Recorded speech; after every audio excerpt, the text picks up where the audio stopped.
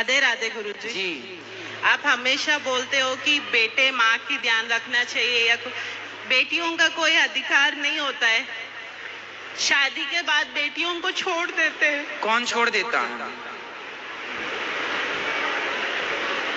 बताओ कौन छोड़ देता है? माता पिता नहीं छोड़ते। माता पिता जिसके बेटा नहीं होता वो माता पिता बेटी के पास रहते हैं। नहीं गुरुजी, जब उनको कोई तकलीफ होती है तो बेटी याद आती है। जब बेटी अपने मायके जाना चाहती है तो बेटा बोलता है मत आओ, हमारे घर पे मत आओ। कौन बोलता है? भाई।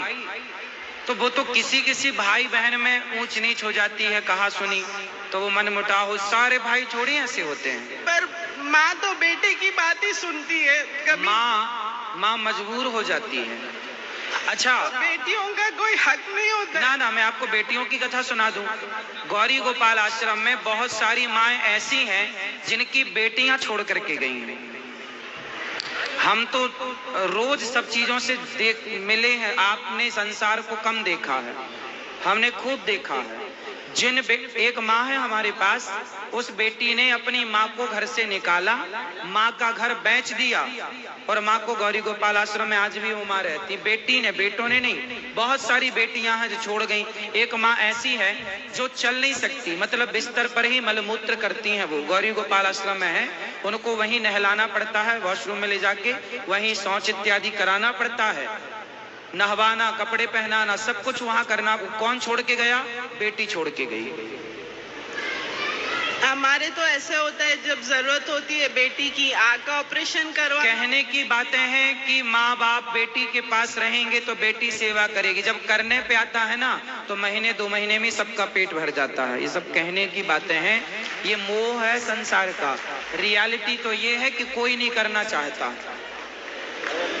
ठीक है, बेटियां बेटों की अपेक्षा ज्यादा जुड़ाव रखती हैं माँ बाप से, लेकिन जब करने पे आता है ना तो बेटियां भी हाथ खड़े। सारी बेटियों का हम नहीं बोल रहे हैं, पर जितना हमने देखा उतना हम कह रहे हैं कि बेटियां भी जब करने पे आता है, ये कहने की बातें हैं कि बेटी के पास माँ बाप होते तो कोई वृद्धाश्रम ना जाता। मेरे पास तो कितनी बेटियां छोड़ के गई हैं माताओं को। तो सारी बेटियां ऐसी नहीं हैं और ना सारे बेटे ऐसे हैं, पर कुछ बेटियां और कुछ बेटे ऐसे हैं। आप प्लीज मेरी माँ को बोल दीजिए कि मुझसे बात करे। अच्छा है कि आप ऐसी बेटी हो कि आप अपनी माँ की सेवा करना चाहती हो। कहाँ है आपकी माँ? विशाखापट्टनम। तो आप ले आती तो हम समझाते। आपकी माँ और आप अच्छी हैं कि कम से कम आप जैसी बेटियां हैं, तो आप जैसी बेटियों का होना भी आवश्यक है कि जो माँ बाप की सेवा। हमेशा लगता है कि हम सिर्फ दौलत के लिए उनसे प्यार करते, पर ऐसी बात नहीं होती है। मायके में जाना बिल्कुल बंद करने से बेटी पे क्या गुजरता है वो उनको नहीं तो आप जाते रहो। माँ बुलाती नहीं है क्या? नहीं, वो बोलती है भाई नाराज हो जाता है, मत आया करो। तो भाई से बना के चलो ना थोड़ा थोड़ा। वो छोटा है मुझसे, तो समझाओ छोटे को। वो सुने, वो दारू इस में लग गया है। उनको लगता है कि मैं आऊंगी तो उनसे कुछ ना कुछ लेके जाऊंगी, करूंगी। उनको ऐसा है। नहीं, आजकल लड़कों के अंदर ना ये गलतफहमी। लड़कों के अंदर क्या, माताएं करती भी, कुछ माताएं ऐसा करती हैं कि बेटी आई तो चुपके चुपके से बांध बांध के दे देती, पापड़ ले जा, अचार ले जा, घी ले जा। तो बेटा फिर भौजाई क्या कहती, देखो तुम्हारी माँ लुटा रही है, सारा जायदाद लुटाई दे रही है। बेटी आई, रक्षाबंधन आई, सारा लुटा दिया। तो भाइयों के मन में आ गया कि बहन तो सब ले गई। तो क्या गलतफहमी हो गई।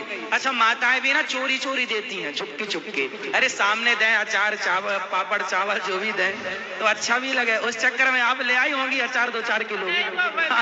तो भाई को लगा ले गई पूरी दौलत। इस चक्कर में आना बंद कर दिया उसने। अभी रक्षाबंधन आ रही है, भौजाई बिल्कुल ना से आंख फाड़ के देखी क्या ले जा रही है ना। और माताएं भी कम नहीं है। कितना समझाओ कि खुले में दो। बहू से कहो बहू जरा अचार दो, पापड़ दो, घी दो। नहीं, चुपके से जरूर, सब देने के बाद चुपके से कुछ और देंगी। तो बहू को लगता क्या जायदाद दे रही है ये। तो बहू भी तो अपने घर से लेके आती होगी ना। बहू भी तो अपने घर से लेके आती। लेकिन कौन समझा, यही तो प्रकृति है, ये गोल गोल है संसार।